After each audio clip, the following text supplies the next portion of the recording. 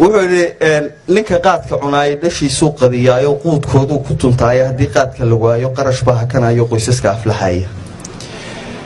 ninka qaadka cunaay waqti baa ka qasaaro qeyrkii uu ka haraaya hadii qaadka la waayo aabaha qabsan doona qabyo howlka ahayd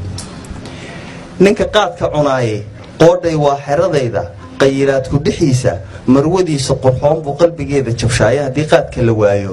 farxaday wada qaybsan labadii isqabaayo waqti bay wada qaadan buu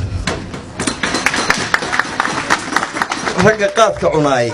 qaar ayaan u sujuudin qaadirkooda salaad oo qaarna wuu sahlaayo waa qaleyn iyo deeyne hadii qaadka la waayo quraanka baradiinta way qaboobayaan buu ragga qaadka cunaay waa qalfoof socotaa hadii qaadka la waayo raggan quudka ka Soomaa quruxaysan lahaayo hablo quustay samaan oo ka qashaafay gayaan oo quudareeyay shisheeyaa rajo qaadi lahayd oo hadii qaadka la waayo raggan guur u qalqaalin ayaa guursan Qurayshto qoysas baa dhismi doonay hadii qaadka la waayo qaranka cagihiisa ku istaaga qumaati buu yiri hadii qaadka la waayo buu yiri qayilaada marqaanka qaraamihiisa dhageyska mar fishqiiq wada haysto qol ku yaal jannamoodka qaadiran carabtooska waa qasaarana haysta hadii qaadka la waayo qalad baa saxma doona ragga qaadka cunaay gar ma qaadi karaan buu mana qaadan karaan